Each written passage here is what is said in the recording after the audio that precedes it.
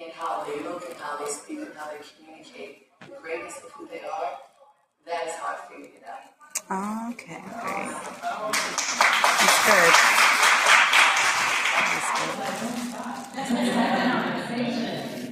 So for branding, for me, so as you mentioned, I grew up Sylvia's.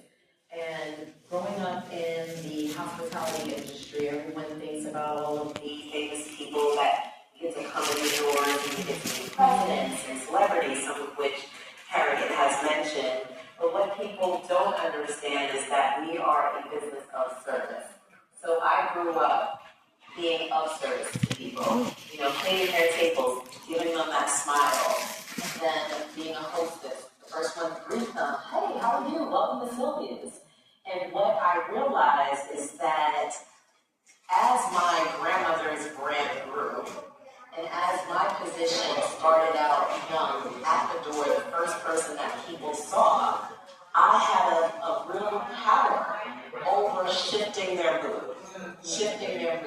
And that was very instrumental to a hospitality brand. So as the years went on, I went to one of the other HU, I'm gonna let you guys let me let's go, get on me so bad. I went to Hampton University. Thank you. Hampton. So I went to Hampton, and when I came home, I was telling my grandmother, I said, listen, I want to work in the music industry. I want to work in the music industry.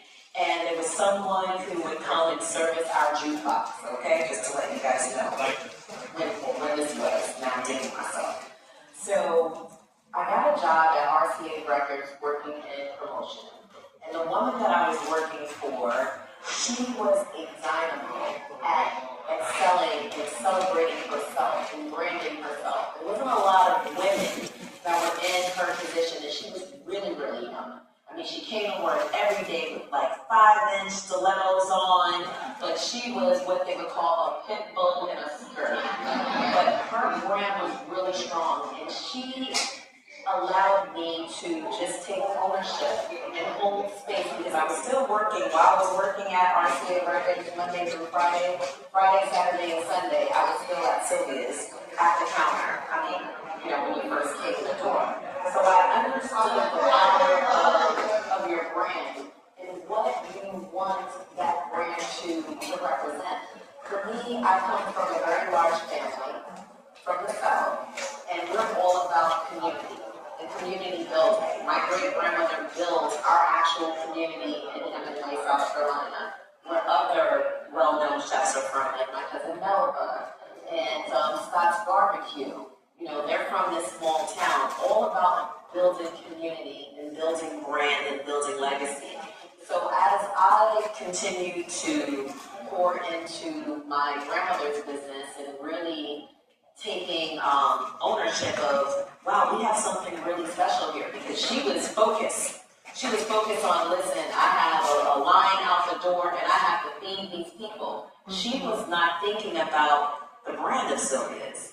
And I remember going to my father, who had become our CEO at the time, and I said to him, well, Daddy, the brand is worth just as much as the restaurant.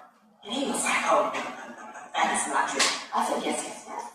It is true. I said, this brand that we have, Grandma as the queen of soul food, this is not just representing fried chicken and collard greens. This is representing our cultural heritage. This is representing what it means to be a Black person in America. This is our story. This is our position. So what we're going to do is we're going to really take the mission, your mission statement, which is what your brand is. It's your built-in, your philosophy, what you hold true, what's your foundation, and how you then show that in the world, or how you show up in the world. And for Sylvia's, it was faith, family, community, business. And those pieces, I wanted to emulate. I wanted to emulate those pieces. So as I went on and created strategic marketing partnerships with my grandmother and did branding deals when Splenda came out, just seeking different brands that I thought would be helpful to our community. And Splenda was like the first big marketing deal I did for her. And I said, listen, we have diabetes. I'm always doing these health fairs, and they're talking about the importance of people being tested for diabetes. I said, well, I want to make a change. And so I found out about Splenda, and then we did a partnership. And it was the first time that she received a 6-figure deal for marketing a project. But we don't take on any projects that don't have a give back to the community. So now, and I'm in my 15th year of my company, Trinez Woods Black. People like to call it TWB, which is a nice, cute little acronym.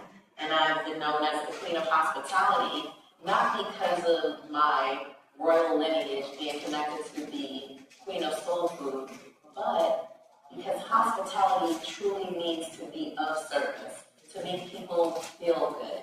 And that's how I wanted my brand to be represented, and now I'm in the 15th year.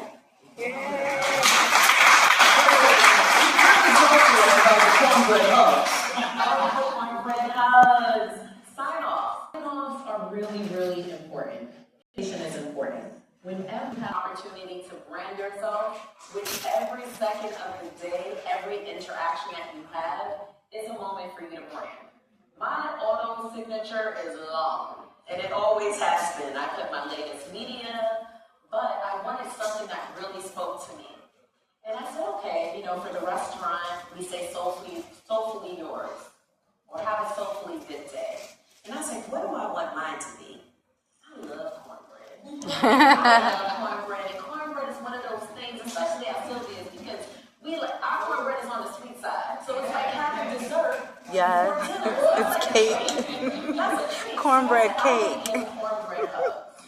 And now I try to, even if I'm writing a text or email, it can be business, it can be a contract, I'm going to send you some cornbread-filled regards, or more importantly, to my community, cornbread hugs. Listen, happy these days, especially in 2025, your brand isn't just how people see you, it's how they connect to you.